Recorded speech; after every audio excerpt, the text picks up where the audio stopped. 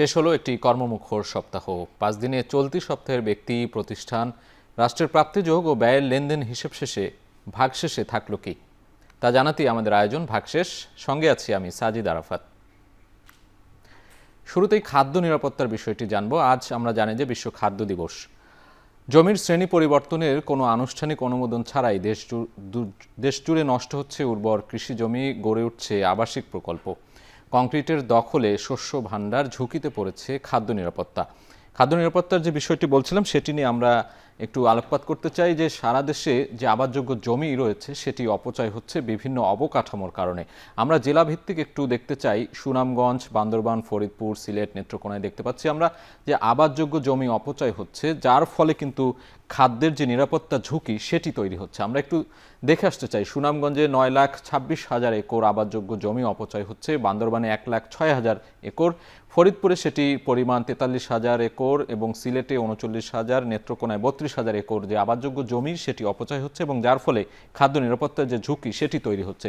পরবর্তীতে আমরা দেখতে চাই আরও বেশ কয়েকটি জেলা রয়েছে। মৌলভীবাজার জেলা আমরা দেখছি 31,000 একর জমি এখানে অপচয় হচ্ছে।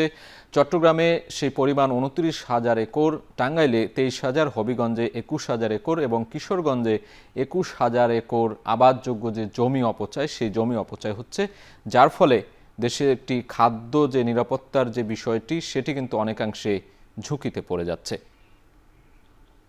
দেশের বাজারে জ্বালানি তেল বিপণন করে রাষ্ট্রায়ত্ত প্রতিষ্ঠান বাংলাদেশ পেট্রোলিয়াম কর্পোরেশন। প্রতিষ্ঠানটির নিয়ন্ত্রণাধীন 6টি কোম্পানি 2024-25 অর্থবছরে 15 ধরনের 68,35,000 টন জ্বালানি তেল বিক্রি করেছে। এর আগে 2023-24 অর্থবছরে বিক্রি হয়েছিল 67,31,000 টন। আমরা একটু সেই চিত্রটা দেখে আসতে চাই যে বাংলাদেশ পেট্রোলিয়াম যে বিপিসির জ্বালানি তেল বিক্রির পরিমাণ আমরা বলছিলাম, পদ্মা অয়েল কোম্পানি লিমিটেড তাদের পরিমাণ 26,25,518 টন। মেঘনা পেট্রোলিয়াম লিমিটেড আমরা পরিমাণ দেখছি 23,84,004 টন এবং Jamuna oil company limited 17,16,025 ton. যে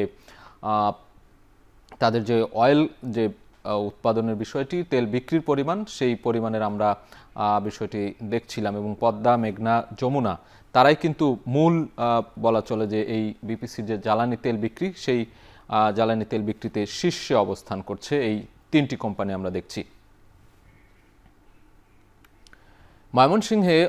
ময়মনসিংহ অঞ্চলের বিদ্যুতের চাহিদা পূরণে শম্ভুগঞ্জে প্রায় 1,500 কোটি টাকা ব্যয়ে 210 মেগাওয়াটের বিদ্যুৎ কেন্দ্র নির্মাণ করা হয়। লক্ষ্য ছিল বৃহত্তর অঞ্চলটিতে বিদ্যুৎ সরবরাহ ব্যবস্থাপনা স্বাভাবিক রাখা, কিন্তু গ্যাস সংকটের কারণে এই বিদ্যুৎ কেন্দ্রের উৎপাদন বর্তমানে 15% নেমে এসেছে। আমরা সেই চিত্রটি একটু দেখে আসতে চাই যে ময়মনসিংহের যে গ্যাস ভিত্তিক চলমান প্রকল্প, সেই প্রকল্পের একটি বিস্তারিত আমরা তথ্যচিত্র এখানে দেখাতে চাই।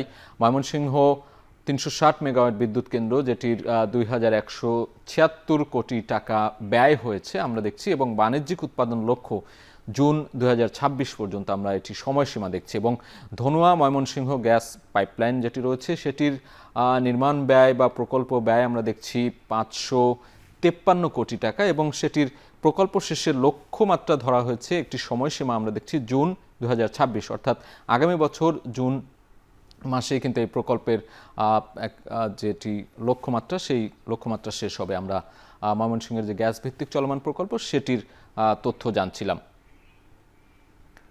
বিশ্বের অন্যতম ফাস্ট মুভিং কনজিউমার গুডস উৎপাদক কোম্পানি প্রক্টর অ্যান্ড গ্যাম্বল যুক্তরাষ্ট্রভিত্তিক এ বহুজাতিক কোম্পানি বাংলাদেশে ব্যবসা শুরু করে 1994 সালে। যদিও বাংলাদেশ থেকে ব্যবসা গুটিয়ে নিচ্ছে প্রক্টর অ্যান্ড গ্যাম্বল। কেন তারা ব্যবসা গুটিয়ে নিচ্ছে, কি কার্যক্রম তারা বাতিল করেছে এরই মধ্যে, সেটি আমরা একটু দেখে আসতে চাই। বাংলাদেশ থেকে ব্যবসা গুটিয়ে নিচ্ছে প্রক্টর অ্যান্ড গ্যাম্বল। জিলেট ইন্ডিয়ার সঙ্গে চুক্তি বাতিল করেছে এরই মধ্যে। হবিগঞ্জের কারখানায় উৎপাদন স্থগিত এবং পরবর্তীতে আমরা দেখছি MGH গ্রুপের সঙ্গে পরিবেশক চুক্তি বাতিল। অর্থাৎ তারা যে ব্যবসা গুটিয়ে নিচ্ছে বাংলাদেশ থেকে, তার আগেই কিন্তু অনেক ধরনের যে চুক্তি রয়েছে কিংবা উৎপাদন রয়েছে সেটি কিন্তু তারা বাতিল করতে শুরু করেছে এরই মধ্যে এবং ফিকির সদস্য পদ প্রত্যাহার করেছে এরই মধ্যে। CFO কর্তৃক ব্যবসা গুটিয়ে নেয়ার ঘোষণা জুলাই 2025। এরই মধ্যে আমরা দেখছি তারা ব্যবসা গুটিয়ে নেওয়ার আগেই যে এই ধরনের কার্যক্রমগুলো গুটিয়ে নেওয়ার মতো চুক্তি বাতিল বা স্থগিত, সেই কার্যক্রমগুলো কিন্তু এরই মধ্যে শুরু করেছে, সেটি আমরা দেখছিলাম। আওয়ামী লীগ আমলে ব্যাপক লুটপাটের শিকার ৯টি নন ব্যাংক আর্থিক প্রতিষ্ঠান বন্ধের সিদ্ধান্ত নিয়েছে বাংলাদেশ ব্যাংক, যারা গ্রাহকের টাকা ফেরত দিতে পারছে না। একীভূত হতে যাওয়া ৫ ব্যাংকের কাছেই বিভিন্ন ব্যাংক ও আর্থিক প্রতিষ্ঠানের পাওনা ৩৭,০০০ কোটি টাকার স্থায়ী আমানত। আমরা সেই চিত্রটি একটু দেখে আসতে চাই যে কি অবস্থায় রয়েছে সেই ব্যাংকের যে আর্থিক প্রতিষ্ঠানগুলোর যে পাওনার কথা বলছিলাম ৩৭,০০০ কোটি টাকার এফডিআর। ব্যাংকগুলোর নাম আমরা দেখছি ফার্স্ট সিকিউরিটি ইসলামী ব্যাংক, তাদের পরিমাণ আমরা দেখছি ১০,১৮৫ কোটি টাকা। ইউনিয়ন ব্যাংক রয়েছে, এক্সিম ব্যাংক রয়েছে, সোশ্যাল ইসলামী ব্যাংক রয়েছে এবং ইউনিয়ন ব্যাংকে পাওনার পরিমাণ আমরা দেখছি ৮,৬৩১ কোটি টাকা। এক্সিম ব্যাংকের ক্ষেত্রে সেই পরিমাণটা ৮,১৫৭ কোটি টাকা পাওনা রয়েছে এবং সোশ্যাল ইসলামী ব্যাংক ৫,৭৯১ কোটি টাকা পাওনা রয়েছে। বাংলাদেশ ব্যাংকের যে সূত্র সেই সূত্রই বলছে এটি, এবং পরবর্তীতে আরও বেশ কয়েকটি প্রতিষ্ঠান রয়েছে, তাদের নামগুলো একটু বলতে চাই। গ্লোবাল ইসলামী ব্যাংক, আমরা তাদের পাওনার পরিমাণ দেখছি ৪,৫৬৮ কোটি টাকা এবং ২০টি নন ব্যাংক আর্থিক প্রতিষ্ঠানের কথা বলছিলাম, তাদের পাওনার পরিমাণ এখানে ১৬,৩৬৭ কোটি টাকা। পরবর্তীতে আমরা দেখে আসতে চাই আরও কয়েকটি প্রতিষ্ঠান রয়েছে আর্থিক প্রতিষ্ঠানের যে চিত্র, ঋণ খেলাপির পরিমাণ আমরা দেখছি এবং লোকসানের পরিমাণও এখানে দেয়া রয়েছে। প্রতিষ্ঠানগুলোর নাম আমরা যদি এক এক করে বলতে চাই, ফারিস্ট ফাইন্যান্স রয়েছে শুরুতেই, ঋণ খেলাপি তাদের যে ৯৮% দেখতে পাচ্ছি আমরা, এবং লোকসানের পরিমাণ ১,০১৭ কোটি। বিআইএফসি, তাদের ঋণ খেলাপির যে শতাংশ বা হার সেটি দেখছি ৯৭.৩০% এবং লোকসানের পরিমাণ ১,৪৮০ কোটি টাকা। ইন্টারন্যাশনাল লিজিং, তাদের ঋণ খেলাপি ৯৬% দেখছি এবং লোকসানের পরিমাণ ৪,২১৯ কোটি টাকা লোকসানের পরিমাণ দেখছি। পরবর্তীতে দেখতে চাই পিপলস লিজিং, তারা যে ঋণ খেলাপি ৯৫% ঋণ খেলাপি প্রতিষ্ঠান এটি এবং লোকসানের পরিমাণ ৪,৬২৮ কোটি টাকা। আভিভা ফাইন্যান্সের ক্ষেত্রে আমরা দেখছি লোকসানের পরিমাণ ৩,৮০৩ কোটি টাকা। পরবর্তীতে আমরা দেখে নেব আরও কয়েকটি প্রতিষ্ঠান রয়েছে আর্থিক প্রতিষ্ঠানের যে চিত্র, সেই চিত্রগুলো দেখাতে চাই। আমরা পরবর্তীতে দেখছি প্রিমিয়ার লিজিং রয়েছে, ঋণ খেলাপি তারা কিন্তু ৭৫% আমরা দেখছি, লোকসান ৯৪১ কোটি টাকা। জিএসপি ফাইন্যান্স ৫৯% এবং লোকসানের পরিমাণ ৩৩৯ কোটি টাকা। প্রাইম ফাইন্যান্সের ক্ষেত্রে আমরা দেখছি লোকসানের পরিমাণ ৫৩৪ কোটি টাকা। এই যে আর্থিক প্রতিষ্ঠানের যে চিত্রগুলো বলছিলাম বাংলাদেশ ব্যাংকের সূত্রে, এটি কিন্তু আমরা দেখছিলাম যে তাদের পাওনার পরিমাণ, লোকসান কিংবা ঋণ খেলাপির যে শতকরা হার সেটি আমরা দেখছিলাম।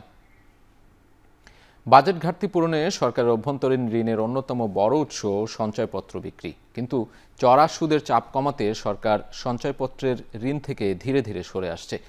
মানুষের যাতে সঞ্চয়পত্র কিনতে আগ্রহ কমে সেজন্য ধাপে ধাপে কমানো হচ্ছে সুদ হার। আমরা সেভিংস অ্যাকাউন্টসের যে বিষয়টি বলছিলাম, অর্থাৎ সঞ্চয়পত্রের মুনাফা কমছে, সেই চিত্রটি একটু দেখতে চাই। খাতওয়ারি যদি আমরা বলি, ৫ বছর মেয়াদি বাংলাদেশ সঞ্চয়পত্র, সেখানে মুনাফা কমছে ১১.৮৩% এবং ৩ মাস অন্তর মুনাফা ভিত্তিক যে সঞ্চয়পত্র সেটির পরিমাণ আমরা দেখছি ১১.৩৯% মুনাফা কমছে। পরিবার সঞ্চয়পত্রের ক্ষেত্রে শতকরা পরিমাণ ১১.৯৮% এবং পেনশনের সঞ্চয়পত্র ১১.৯৮% দেখছি এবং জানুয়ারিতে সুদ হার কমবে ১০%-এর কাছাকাছি, ১০% আমরা দেখছি। এটি ধারণা করা হচ্ছে। বাংলাদেশ ব্যাংকের সূত্র এই সঞ্চয়পত্রের মুনাফা কমার যে তথ্য সেটি আমরা জানিয়ে দিলাম।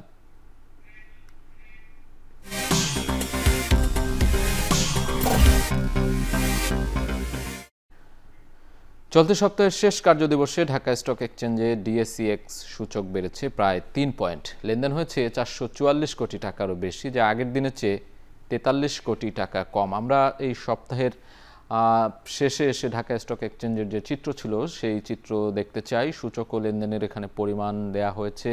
ডিএসইএক্স ৫,১১৯ পয়েন্ট আমরা দেখছি এবং ২.৯০ পয়েন্ট বেড়েছে আমরা দেখছি এবং লেনদেনের পরিমাণ যেটি বলছিলাম ৪৪৪,৫০,০০,০০০ টাকা এবং ৪৩ কোটি টাকা কম লেনদেন হয়েছে আমরা দেখছি। এবং দর পরিবর্তনের যে চিত্র সেটি আমরা দেখছি যে ১৫৪টি কোম্পানির দর বেড়েছে, ১৭৯টির দর কমেছে এবং ৬৫টি কোম্পানির দর অপরিবর্তিত রয়েছে। ঢাকা স্টক এক্সচেঞ্জের যে সূত্র সেই সূত্রে আমরা এই ডিএসসির সবশেষ তথ্য জানিয়ে দিলাম। চট্টগ্রাম স্টক এক্সচেঞ্জে সিএএসপিআই সূচক কমেছে ০.২৪ পয়েন্ট। লেনদেন হয়েছে ২৪,৬৬,০০,০০০ টাকা, যা আগের দিনের চেয়ে ৪,৭০,০০০ টাকা কোটি টাকা কম। আমরা চট্টগ্রাম স্টক এক্সচেঞ্জের যে চিত্র সেটি একটু দেখে আসতে চাই। সূচক ও লেনদেনের এখানে সিএসপিআই যেটি বলছিলাম 14,468 পয়েন্ট এবং পয়েন্ট কমেছে 0.24 মাইনাসে রয়েছে এবং লেনদেন হয়েছে 24,66,00,000 টাকা এবং 4,70,000 কোটি টাকা বাড়তি আমরা দেখছি। এবং দর পরিবর্তনের ক্ষেত্রে 57টি কোম্পানির দর বেড়েছে, 137টির দর কমেছে এবং অপরিবর্তিত রয়েছে 20টি কোম্পানির দর। ঢাকা পুঁজিবাজারের সার্বিক সূচক কমেছে 164 পয়েন্ট, মূলধন কমেছে প্রায় 18,000 কোটি টাকা। সেটিও একটু দেখে আসবো আমরা যে সপ্তাহ শেষে ঢাকা স্টক এক্সচেঞ্জের যে সূচক পরিবর্তন কিংবা বাজার মূলধন সেটি আমরা দেখছি। তারিখ যদি দেখি আমরা সপ্তাহের শুরুতে 12 অক্টোবর ছিল, ডিএসইএক্স পয়েন্ট ছিল 5,202, সূচক পরিবর্তনের হার সেখানে দেখছি আমরা -81.25 এবং লেনদেন হয়েছিল 542,55,00,000 টাকা। বাজার মূলধন আমরা দেখতে পাচ্ছি পরিমাণ 7,12,000 কোটি টাকা। 13 অক্টোবর আমরা দেখছি ডিএসইএক্স সূচক 5,227.75 এবং সূচক পরিবর্তন 25.28, লেনদেন হয়েছে 503,04,00,000 টাকা এবং বাজার মূলধন 7,11,000 কোটি টাকা। 14 অক্টোবরে কিন্তু খানিকটা কমেছে আমরা দেখছি, সূচক পরিবর্তন -30.48, তবে লেনদেন হয়েছে ভালো 606,42,00,000 টাকা এবং বাজার মূলধন 7,56,000 কোটি টাকা রয়েছে। এবং আমরা 15 অক্টোবর দেখতে পাচ্ছি 5,116.51 ডিএসইএক্স সূচক এবং সূচক পরিবর্তন আমরা দেখছি -80.75, লেনদেনের পরিমাণ দেখছি 487,62,00,000 টাকা, বাজার মূলধন 6,98,000 কোটি টাকা। 16 অক্টোবর সপ্তাহের শেষের দিনে আমরা দেখছি 5,119 এবং সূচক পরিবর্তন 2.90, লেনদেনের পরিমাণ দেখছি 444,50,00,000 টাকা এবং 6,99,000 কোটি টাকা আমরা দেখছি বাজার মূলধন। অর্থাৎ এই ঢাকা স্টক এক্সচেঞ্জের যে সূত্র সেই সূত্রে আমরা জানিয়ে দিচ্ছিলাম এটি। নওগাঁয় আলুর দাম কম থাকায় হিমাগার থেকে কৃষকরা কম পরিমাণ আলু বের করছেন, তবে কৃষক ও আলু ব্যবসায়ীরা লোকসানের আশঙ্কা করছেন। নওগাঁ সদর উপজেলার ইস্টার্ন প্রোডিউস কোল্ড স্টোরেজ থেকে এ নিয়ে আরও জানাবেন সহকর্মী আব্বাস আলী। ভালো দাম পাওয়ার আশায় কৃষক এবং ব্যবসায়ীরা হিমাগারে আলু মজুত করেছিলেন, কিন্তু তার উল্টো চিত্র আমরা লক্ষ্য করছি। কারণ মৌসুমের শুরুতে এসব আলু প্রতিমন বিক্রি হয়েছিল 600 থেকে 700 টাকা পর্যন্ত, কিন্তু হিমাগারে 7 মাস সংরক্ষণের পরও একই দামে বিক্রি হচ্ছে, যার কারণে কৃষক এবং ব্যবসায়ীরা হিমাগার থেকে কম পরিমাণ আলু তারা বের করছেন বলে আমরা দেখেছি। কৃষক এবং ব্যবসায়ীরা যেমন দুশ্চিন্তায় পড়েছেন, তেমনি হিমাগার কর্তৃপক্ষ দুশ্চিন্তার মধ্যে পড়েছেন। তিনি জানিয়েছেন যে প্রতি মাসে আসলে এখানে বিদ্যুৎ খরচ হয় 6,40,000 থেকে 50,000 টাকা পর্যন্ত। সেক্ষেত্রে যেহেতু অক্টোবর মাসে আলু এখন পর্যন্ত বের হয়নি, যার কারণে তারা নভেম্বর মাস পর্যন্ত হিমাগারটি চালু রাখবেন, এতে করে তাদের বাড়তি খরচ হচ্ছে। আর যদি নভেম্বর মাসে আলু বের না হয়, তারপর তারা মেশিনপত্র বন্ধ রাখবেন এবং যেসব আলু নষ্ট হয়ে যাবে সেসব আলু তারা নিজ খরচে হিমাগার থেকে অপসারণ করবে বলে জানিয়েছেন। তবে আলুর দাম কম থাকার কারণে কৃষক এবং ব্যবসায়ীরা লোকসান গুনছে। কৃষকরা বলছেন যেহেতু সরকার 22 টাকা কেজি দরে আলুর দাম নির্ধারণ করেছে, যদি এই 22 টাকা কেজি দরেও তারা বিক্রি করতে পারেন তাহলে কিছুটা লাভবান হবেন। যদি তার নিচে অর্থাৎ 14 থেকে 15 টাকা কেজি তারা বিক্রি করেন তাহলে অনেকটা লোকসান গুনতে হবে বলে তারা জানিয়েছেন এবং আগামীতে তারা আলু চাষের আগ্রহ হারিয়ে যাবে। তবে জেলা কৃষি সম্প্রসারণ অধিদপ্তরের তথ্য মতে এবছর জেলায় 25,000 হেক্টর জমিতে আলুর আবাদ হয়েছে, যা থেকে প্রায় 5 লাখ টনের মতো আলু উৎপাদন হয়েছে। আর জেলায় 7টি হিমাগার রয়েছে, এই 7টি হিমাগারের ধারণ ক্ষমতা প্রায় 47,000 টন। বাকি যেসব আলু রয়েছে সেসব আলু তারা খাবারের কাজে ব্যবহার করবে এবং উদ্বৃত্ত আলু বিভিন্ন জেলায় সরবরাহ করা হবে বলে জানা গেছে। তবে এই ছিল আমার কাছে আলু সংরক্ষণ এবং দরদাম নিয়ে সবশেষ।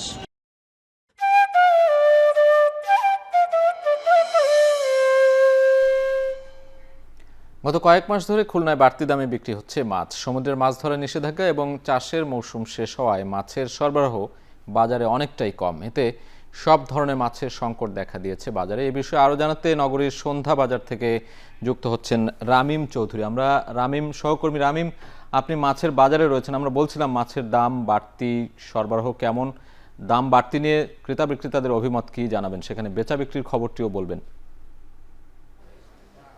সাজিদ, গত কয়েক মাস ধরেই কিন্তু আমরা লক্ষ্য করছি যে খুলনার বাজারে মাছের যে দাম সেটা কিন্তু নিয়ন্ত্রণে আসছে না। আজকেও একই রকম অবস্থা। বাজারে এসে যেটি দেখলাম, বাজারে শুধুমাত্র চাষের কিছু মাছ রয়েছে, তবে সমুদ্রে যেহেতু মাছ ধরার নিষেধাজ্ঞা রয়েছে সে কারণে কিন্তু মাছের যে সরবরাহ সমুদ্রে সামুদ্রিক মাছের সেটি কিন্তু একেবারেই নেই। বাজার কিন্তু সামুদ্রিক মাছ একেবারেই দেখতে পাইনি আমরা। যে মাছ রয়েছে সেগুলো কিন্তু চাষের মাছ।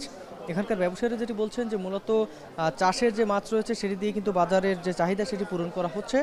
তবে সব ধরনের মাছেরই দাম কিন্তু গত কয়েক মাস ধরে বেশ চড়া রয়েছে এবং এখনও পর্যন্ত কিন্তু সেই দাম নিয়ন্ত্রণে আসেনি। এখানকার যে চাষের যে পাবদা মাছগুলো রয়েছে সেগুলো আজকে 450 থেকে 450 টাকা করে বিক্রি করা হচ্ছে। ছোট ছোট যে চিংড়ি রয়েছে সেগুলো আজকে 550 থেকে শুরু করে 750 টাকার মধ্যে বিক্রি করা হচ্ছে। এছাড়াও রুই মাছ রয়েছে, কার্প জাতীয় যে মাছগুলো সেগুলো রয়েছে, ট্যাংরা মাছ রয়েছে। সব মাছগুলোর কিন্তু দাম বেশ চড়া রয়েছে। তবে দু একটি মাছ আমরা দেখেছি যে মাছগুলোতে সরবরাহ বাজারে বেড়েছে। তার মধ্যে আমরা দেখেছি যে এখানে কিন্তু কোরাল মাছটা দেখেছি, কোরাল মাছের যে সরবরাহ সেটি কিছুটা বেড়েছে। এরকম দুই একটি মাছ ছাড়া কিন্তু বাজারে সব ধরনের মাছের দাম বেশ চড়া রয়েছে। এই যে কোরাল মাছ বাজারে বেড়েছে তাতে কিন্তু বাড়ার ফলে যেখানে দাম কিন্তু মাত্র 50 টাকা কমেছে কেজিতে, তারপরেও কিন্তু প্রায় প্রতি কেজি 700 টাকা করে বিক্রি করছে এখানকার দোকানিরা। এখানকার যারা ক্রেতারা রয়েছেন তারা কিন্তু এতে সন্তুষ্ট নয়, কারণ বাজারে যে মাছ রয়েছে প্রত্যেকটি মাছের দাম কিন্তু বেশ চড়া রয়েছে, যার ফলে কিন্তু এখানকার ক্রেতারা বলছেন যে মাছের দাম যদি আরও না কমে সেক্ষেত্রে কিন্তু সাধারণ মানুষের ক্রয় ক্ষমতার বাইরে চলে যাবে। এর পাশাপাশি ব্যবসায়ীরা যেটি বলছেন যে মূলত আগামী আর 15 থেকে 20 দিনের মধ্যে কিন্তু মাছের দাম কিছুটা নিয়ন্ত্রণে আসবে। এখানকার যারা বিক্রেতারা রয়েছেন তারা কিন্তু যেসব জায়গা থেকে মাছ কিনে আনেন সেখান থেকেই কিন্তু বেশি দামে মাছ কিনতে হচ্ছে, যার ফলে কিন্তু মাছের যে দাম সেটি কিন্তু নিয়ন্ত্রণে আনতে পারছেন না। তবে সমুদ্রে মাছ ধরার যে নিষেধাজ্ঞা রয়েছে সেটি কিছুদিন পরে শেষ হবে এবং সমুদ্রে মাছ ধরার নিষেধাজ্ঞা শেষ হওয়ার পরে কিন্তু বাজারে সামুদ্রিক মাছ উঠতে শুরু করবে এবং সামুদ্রিক মাছ উঠতে শুরু করার পরে কিন্তু বাজারে যে মাছের যে সরবরাহ সেটি কিন্তু অনেকটাই বেড়ে যাবে এবং মাছের এই সরবরাহের সাথেই কিন্তু দাম সম্পৃক্ত রয়েছে, যার ফলে ব্যবসায়ীরা যেটি বলছেন যে মূলত মাছের যে সরবরাহ এখানকার চাষের মাছ এবং এর পাশাপাশি সামুদ্রিক যে মাছ রয়েছে সব কিছু একসাথে চলে আসলে কিন্তু বাজারে মাছের যে সরবরাহ সেটি বেড়ে যাবে এবং দামও কিছুটা নিয়ন্ত্রণে আসবে এবং শীতের যে শুরুর সময়টা সেই সময়টাতে কিন্তু দাম কমে আসবে বলে জানিয়েছেন ব্যবসায়ীরা। তো এই ছিল আমার কাছে সাজিদ খুলনার মাছ বাজার থেকে সবশেষ খবর। রামিম, ধন্যবাদ। সহকর্মী রামিম হাসান জানাচ্ছিলেন খুলনার মাছ বাজারের থেকে সবশেষ খবর। শেষ করছি এ সপ্তাহের ভাগশেষ। এখন টেলিভিশন ওয়েবসাইটে দেখতে ভিজিট করুন www.ekhon.tv। এছাড়া ফেসবুকে দেখতে ভিজিট করুন facebook.com/tv.ekhon। এছাড়া ইউটিউবে দেখতে ভিজিট করতে পারেন youtube.com/free/ekhon tv।